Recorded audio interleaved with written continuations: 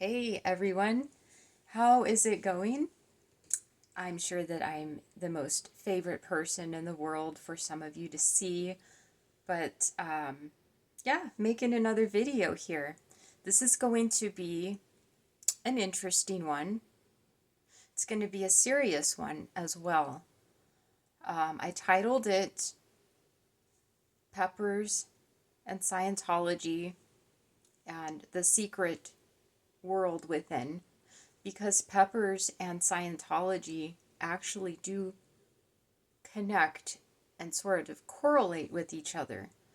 And you'll see why. And my Scientology part of the story is going to be one that I actually experienced, and I think I'm one of the only people to actually do a video about this particular Scientology experience. Um, I know that I'm not the only one that's experienced it. I just think I may be the only one that's openly talking about it on YouTube. And if there are other ex-Scientology women out there that have experienced the same thing, yeah, I'd be happy to know. That way we can kind of share stories about it. Um, there's a lot of hate going on right now. A lot. There's a lot of bullying. There's a lot of people being mean to each other, and I'm going to use myself because I experience it. All right, for as much as some people may think that I am this kind of titanium repellent of people messing with me, no. No, I'm not. Currently, right now, I'm dealing with accounts like True Clear Media, Why We Hate People, and Woodcliff Media, which I love how they put media in their names when these are just like lifetime movie watching broads that sit on their bed 18 hours a day. And now they're media moguls somehow. I don't get it, but that's their style. They have said so much stuff to me. They have tweeted so many things or, made community posts about me unprovoked. And when I say unprovoked, I mean I'm just minding my own business, doing my own thing. I don't even know who these people are and I don't even watch them. And the next thing I know, they provoke a hostile attack against me by making fun of me, by bullying me, by calling me names. And you know how much that hurts?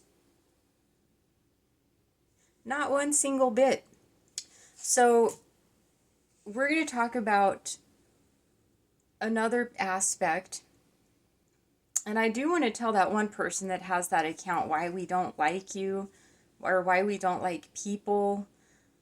I was in a chat, with this same person, and I'm like, oh, hey, there's that person, why we don't like people or why we don't like you. Not a word said to me, nothing. And then all of a sudden yesterday, bam, she goes on True Clear Media's wall and says about me, I've always got icky vibes from her, and you just trust your gut feeling and stay away because that's a special kind of crazy I don't want to deal with. I know that you get an icky feeling from me. Why you don't like people? Because look at me. That's why you get an icky feeling from me. And you probably get an icky feeling from Serge too. Because we look different. That's right, isn't it? So why we don't like you, media person, I want you to make a video about me. Because you know what my answer to your video is going to be? Why we don't like you? Do you know what my answer is going to be? My answer is going to be why I don't give a fuck. That's going to be my answer. So Now, this is going to connect eventually to the big Scientology story. I got a provoked attack by the Pepper disciples. Okay, now we have something here in the U.S. called the Gangster Disciples, which is a kind of like a historical prison gang.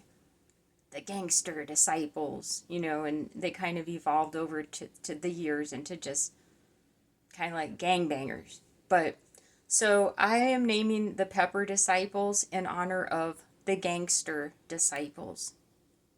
And you Pepper Disciples, you can use that name. That actually would be a great name for a hot sauce, like the Pepper Disciples, or a name of like your company or something. Take it. It's yours. The Pepper Disciples. My only condition is if you do use that name, you have to send me a couple of free bottles of your hot sauce. So, one of the Pepper Disciples just, bam. And this motherfucker must have been looking at because I don't make hardly any lives. This dude must have been watching me for a good solid 6 hours. And I'm sure with some of that good Oklahoma meth you guys have out there, that's why you were looking at it for 6 hours. Or wherever you guys are from. Oklahoma, Missouri, Illinois, Michigan. I know. I know the target demographic of my fellow Americans. All of them. I have to reiterate, even though I was born and raised in Scientology and had it crammed down my throat, I lived a public school system life around gangbangers, prisoners, sort of dudes like the Chili Pepper Disciple bunch, but we have a similar culture in Arizona as the Pepper Disciples, but Arizona's Pepper Disciples are a little more southwesternish style. I'll put it to you that way. I guess, kind of more of a cowboy rugged style. And Arizona Pepper Disciples actually know about peppers. So this dude, I call him Little Radish. You know how gangsters have names like, Little Clown, Little Snoopy, Little Sleepy, Little whatever, Little Shadow. This dude's name is Little Radish because for some reason he did this like targeted pepper attack on a live. It was a really short live, like 20 seconds, where I'm eating a pepper because I'm Mexican and live in Arizona and we eat peppers all the goddamn time. And he starts lecturing me about radishes and how they're not spicy. And I'm like, do you know who you're talking to about peppers? The last thing you Pepper Disciples want to do is attack a Mexican California born, Arizona bred Mexican, and give me a targeted pepper attack. So I'm here to teach you boys about peppers because you guys need a lesson. Okay? I don't know what this Little Radish dude was on about. As far as I know, a radish is like a freaking rutabaga or a turnip or some shit. It's not even in the damn pepper category. I have one right here, actually. I already took a bite out of it. You know what we do here, my fellow Pepper Disciples? We use this chili sauce, chili powder. It's almost empty, by the way. It's called tahine, tomato, however you want to pronounce it. Pour a little bit of this powder. Ooh, that's a lot. Chili powder on our radishes. That was really good. That's how you eat a damn turnip, Pepper Disciples. And I have a feeling that part of me, by me making this video, some of you Pepper Disciples might develop a little crush on me. But I want to let you guys know, you remind me of my cousins on my mom's side of the family out here that go buck hunting, four-wheeling. You know, they make their own chili with their own peppers and all that shit. So it would feel a little bit incestual hooking up with one of you dudes. Just a heads up. But I'm going to show you something. I'm sure you pepper disciples know that dried peppers are a hell of a lot spicier than fresh peppers, right? So here's a bag right here of some pasilla peppers, or as the pepper disciples may call them, pasilla peppers. Kind of like Pasilla Presley. Pasilla Presley. That's funny. So here's a dried pasilla pepper. And to your little radish homie that was like, oh, there you go, nibbling on a pepper like I'm a fucking rabbit. First of all, Mexicans don't nibble peppers. You know what we do?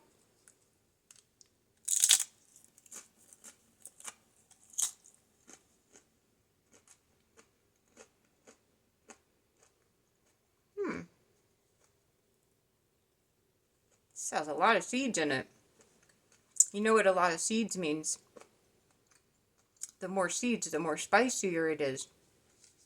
So that was about a 10-inch pepper.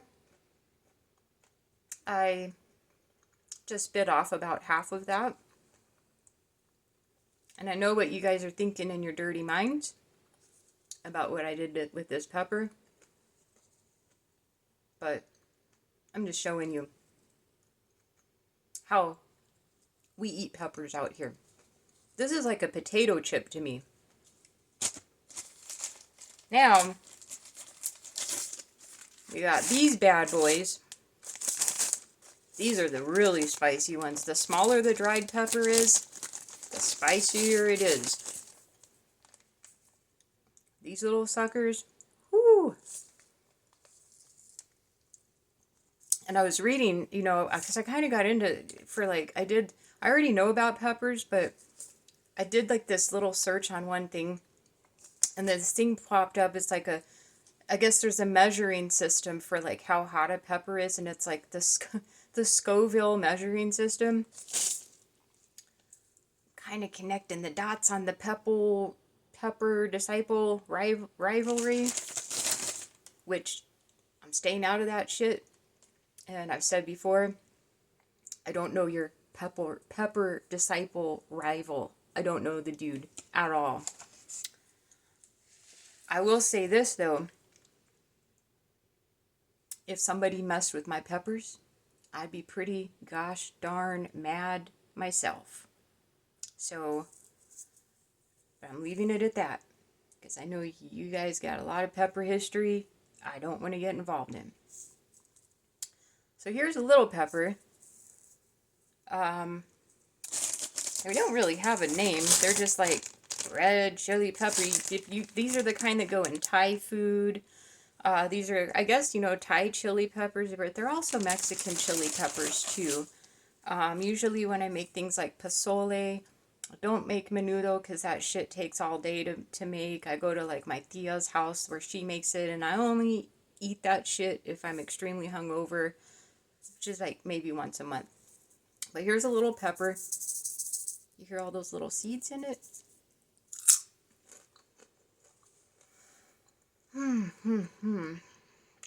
This one might sting a little bit.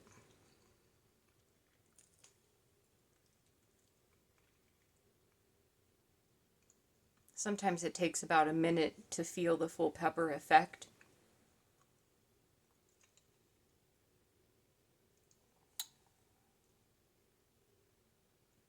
I don't know. Not really feeling a pepper effect yet. Might need to eat a couple more of them.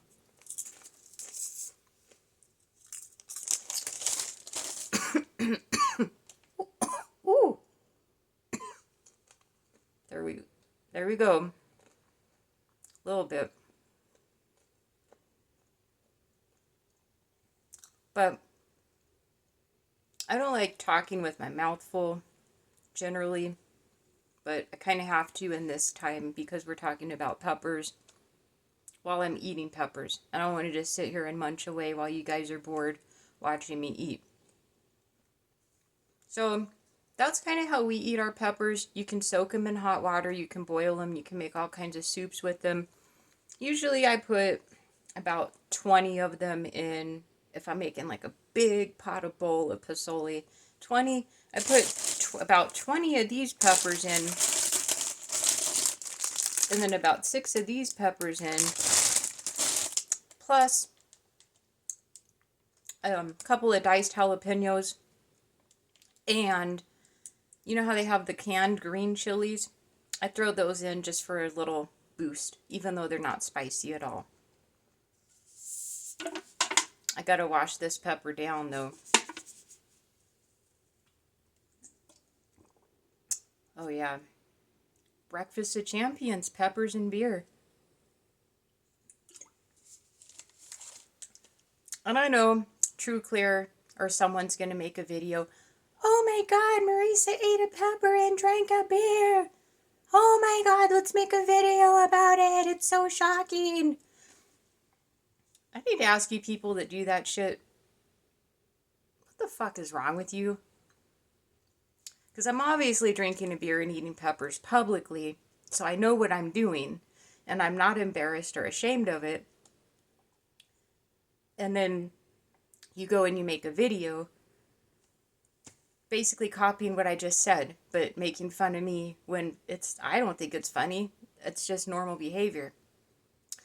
So last but not least, my pepper disciples, and then we're going to get onto the Scientology video or portion.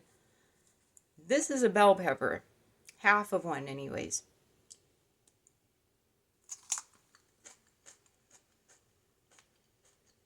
This is what the pepper disciples primarily use.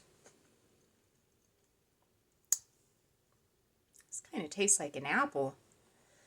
So you pepper disciple boys and your bell peppers, just helping y'all boys out, trying to give you a little bit of pointers on the pepper stuff. Now, people think that these pepper disciples are going to stick around and they're going to be here forever, and possibly try to get monetized and, use the anti-Scientology community to get like a bunch of viewers, but they can't do that by default. I don't know if I have a pepper stuck in my teeth. They can't, because most of them are married. That's why. And when something like that happens and it makes me mad, and I know that people are making videos behind their wives' backs about other women's dildo and vibrator collections, it tends to usually cause a lot of marital problems. If you pepper disciple boys know what I'm talking about. So that's why the pepper disciple boys will never be able to hang around here permanently. Like I said, it's by default. It's not by my doing. I've never been married, so that's just the pepper politics, the pepper picking politics of how this goes. Now, this does connect to my Scientology story, mainly because I was hungry. I wanted to eat peppers, and I wanted to get that out of the way. So my Scientology story is going to be about Scientology's silent births, as they're called, and giving birth. A subject matter I'm sure that the pepper disciples, see, on a scale of 1 to 10, that last one, it's about a 4.5. You pepper disciples, it'd probably be a 20. But we're going to talk about Scientology births, because I had one when I was a teenager.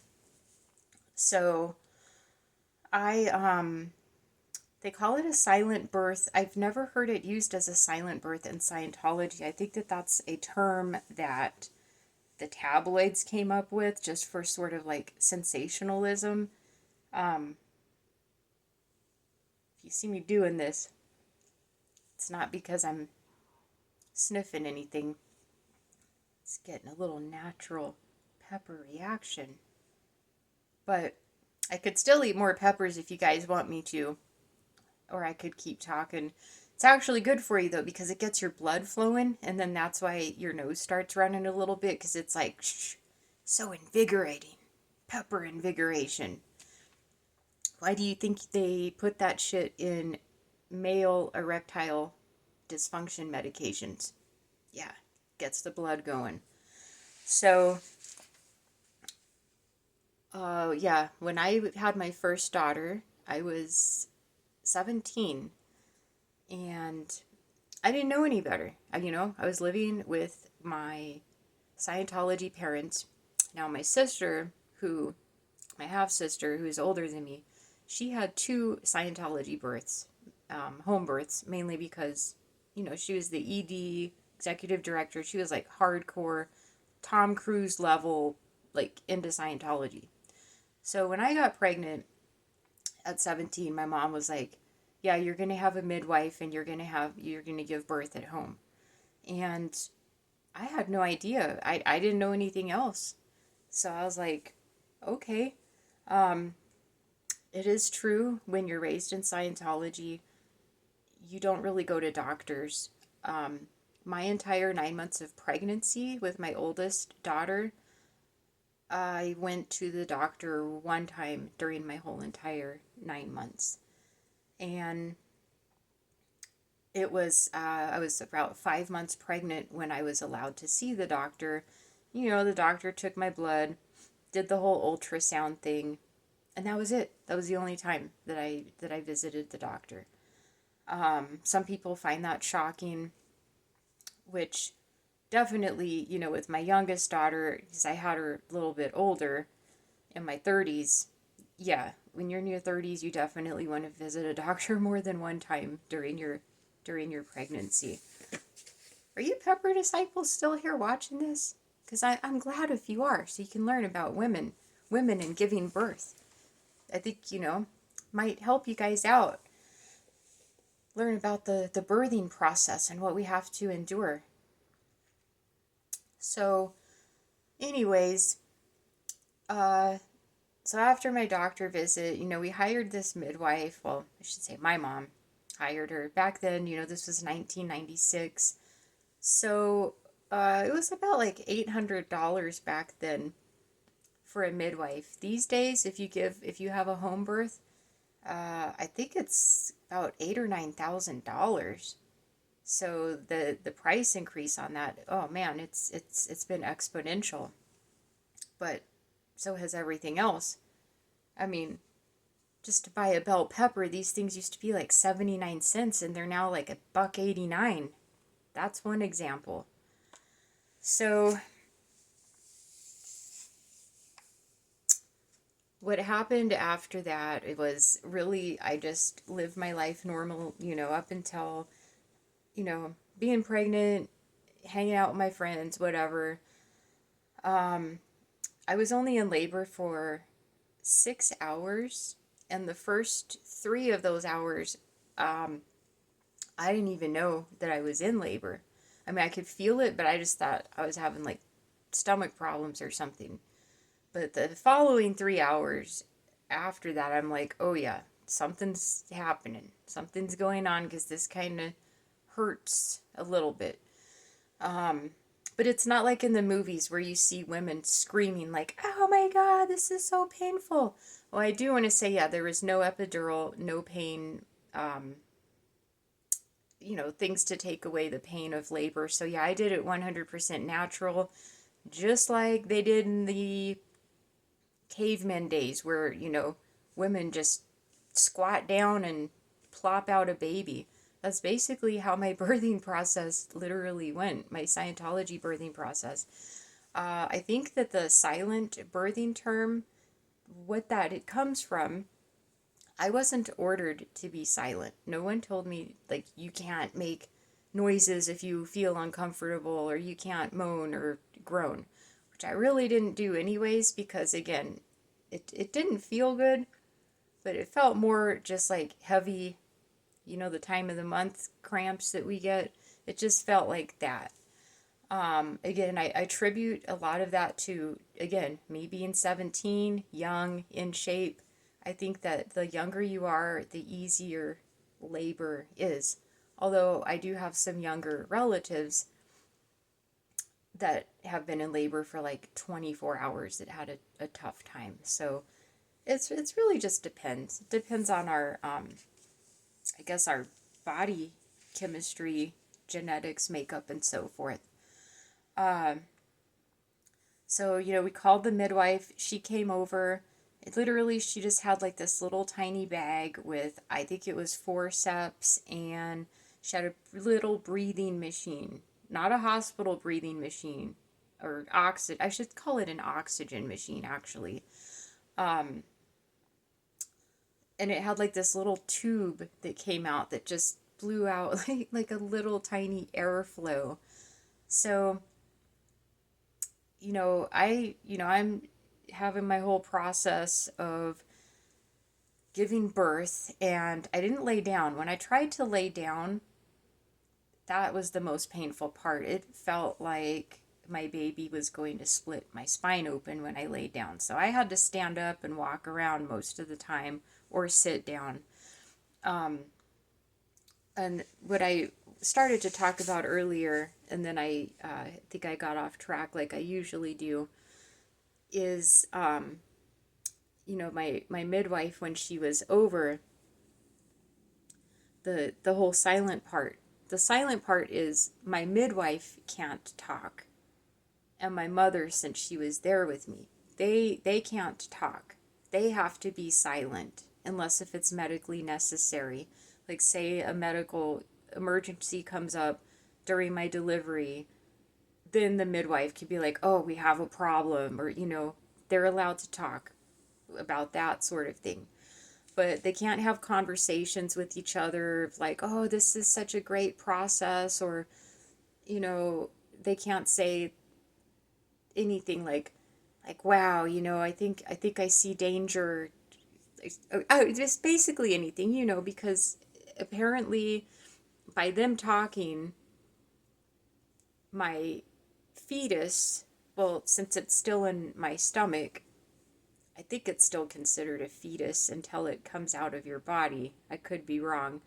But, if they start talking about silly things or negative things, the baby in my tummy can hear them say that, and it could cause an engram for my unborn child that's still in my womb.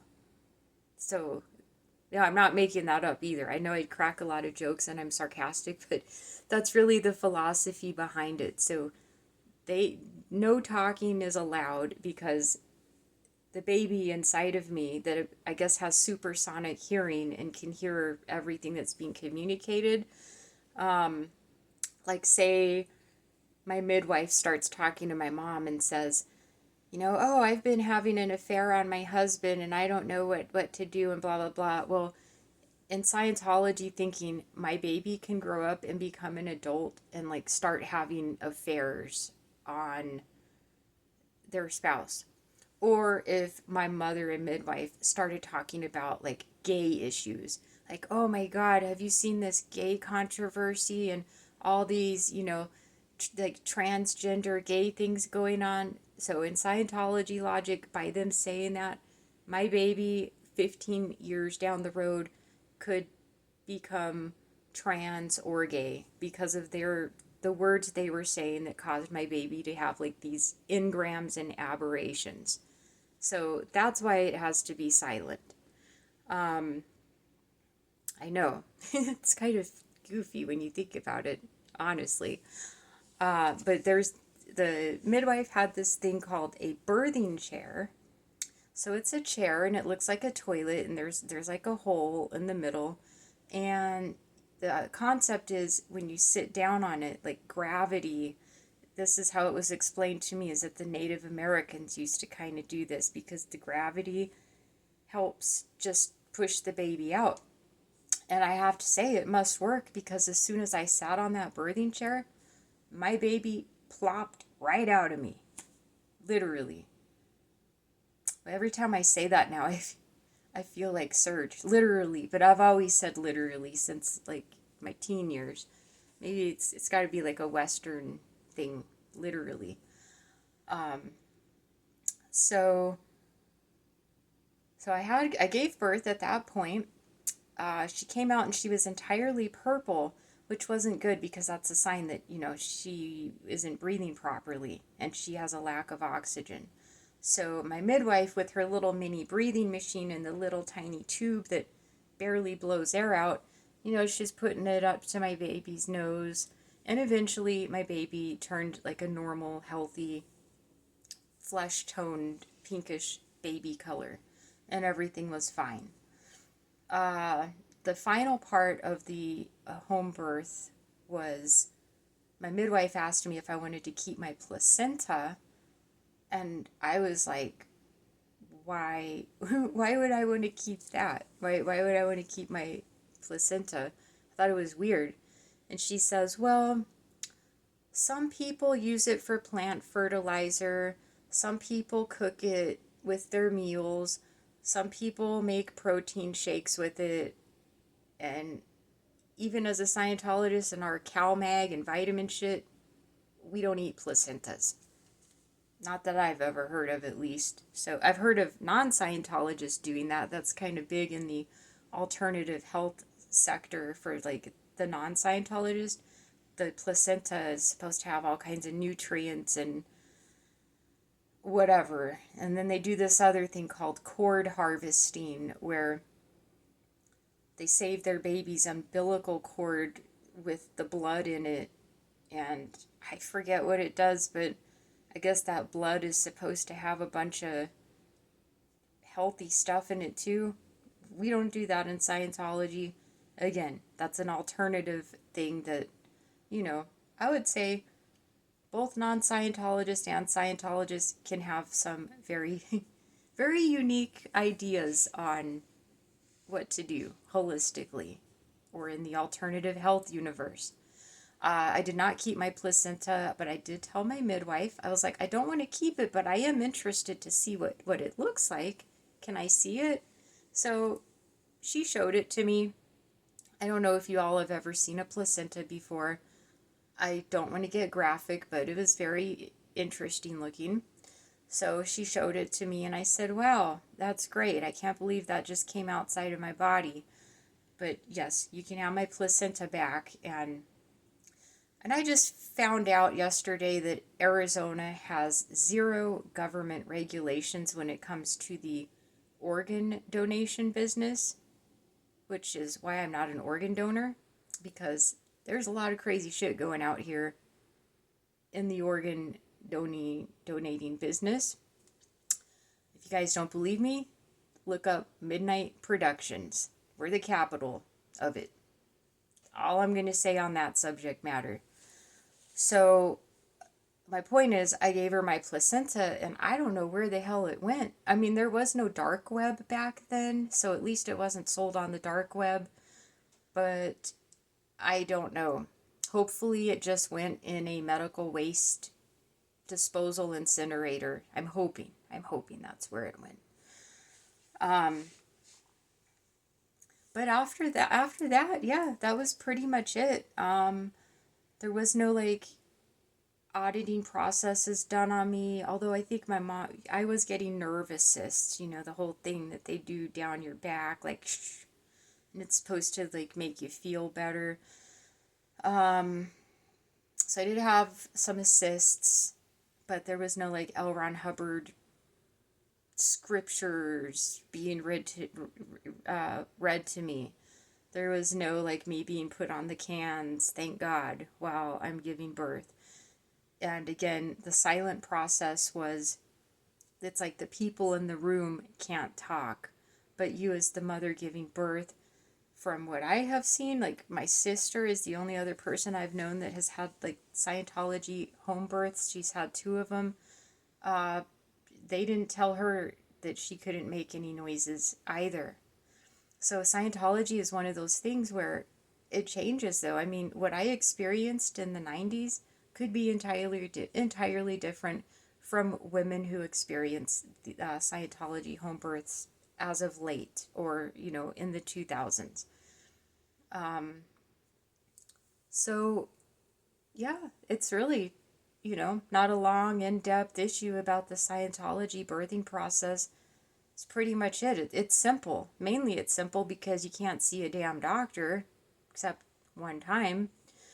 And you just have to wait till you're ready to give birth and nature takes its course. That's kind of how it goes. So that's really all I have to say. And hopefully someday we all can get along and stop the fighting, but that's never going to happen. That's never going to ever happen. We've been doing this fighting stuff for years. It was just on Facebook and different web-based platforms. It was not on video, but now you can see and hear us and see our personalities and how we actually talk. And I think that's what makes it a little bit different, because we're transparent about who we are and what our names are, but then we get these trolls that set up accounts because they're afraid to show their names, but they want to make fun of us, pick on us, make videos about us, whatever. So that's all I gotta say. I want to say bye to my pepper picking disciples, non-disciples, pepper lovers, unite. And goodbye to all of you Scientology watchers and ex-Scientologists. I love you all. Take care.